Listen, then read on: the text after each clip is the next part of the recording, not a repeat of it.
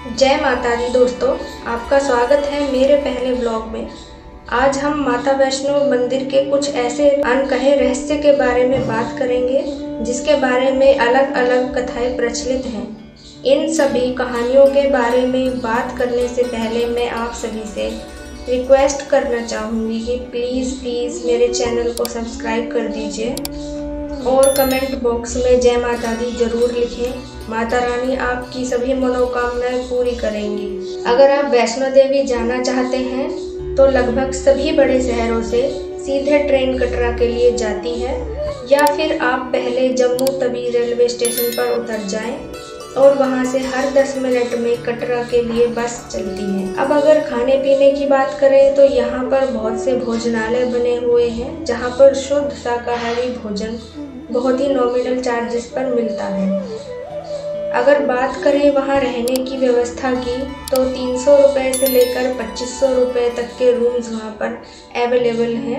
आप कटरा, अर्धकुंवारी या सीधे भवन जाकर रुक सकते हैं। माँ वैष्णो देवी का मंदिर लगभग 5200 मीटर की ऊंचाई पर स्थित है और कटरा से लगभग 12 किलोमीटर दूर है। ये मंदिर तिरुपति बालाजी के बाद सबसे अधिक पूजा जाने वाला मंदिर है।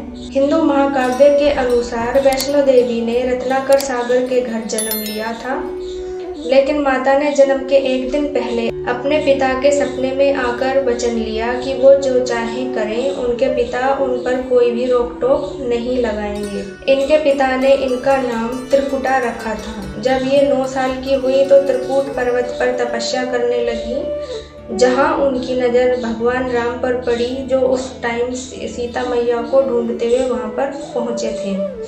उन्हें देखकर त्रिपुटा देवी ने उनसे विवाह करने की इच्छा जाहिर की, लेकिन भगवान राम ने कहा कि उन्होंने सीता को एक पत्नी व्रत का वचन दिया हुआ है, इसलिए वो इस जन्म में उनसे विवाह नहीं कर पाएंगे। लेकिन कलयुग में वो कल्की नाम से उत्पन्न होंगे और उनसे विवाह करेंगे। तब तक वो उत्तरकूट पर्वत पर ही निवास करें और तपस्या करें। बस तभी से वैष्णो देवी भगवान राम का इंतजार कर रही। एक दूसरी कथा के अनुसार एक श्रीधर नाम का एक गरीब पंडित था। उसके कोई संतान नहीं थी, इसलिए वो हर नवरात्रि में कन्या भोज कराता था।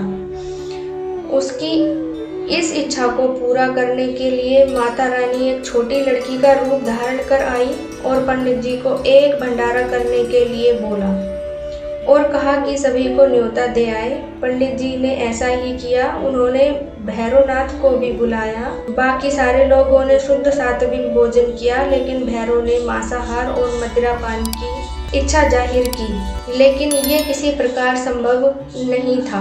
सभी ने भैरव को बहुत समझाने की कोशिश की, लेकिन भैरव माता पर ही झपट पड़ा।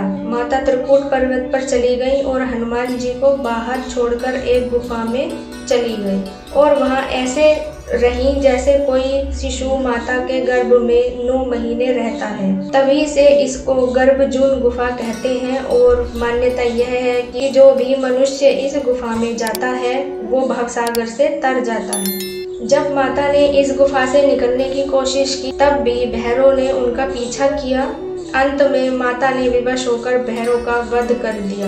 उनके त्रिशूल से भैरव का सर उखड़कर भैरव घाटी में जा गिरा, लेकिन शरीर वहीं पर रह गया। माता वैष्णो देवी के दर्शन के लिए वर्तमान में जिस रास्ते का उपयोग किया जाता है वो प्राकृतिक नहीं है। श्रद्धालुओं की बढ़ती संख्या को देखते हुए 1977 में इस रास्ते का निर्माण किया गया, लेकिन जब भी 10,000 लोगों से कम वहां पहुंचते हैं तब मेन गुफा का रास्ता खोल दिया जाता है। तो ये थी वैष्णो देवी के निवास स्थान की कथा। अगर आपको ये वीडियो अच्छी लगी हो तो प्लीज इस चैनल को सब्सक्राइब करना ना भूलें और कमेंट बॉक्स में जय माता दी अवश्य लिखें।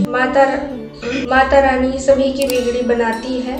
तो इसी उम्मीद में आज के लिए बस इतना ही। मिलते हैं एक नई वीडियो में कुछ ऐसे ही रोमांचक जगह के साथ। धन्यवाद। जय माता दी।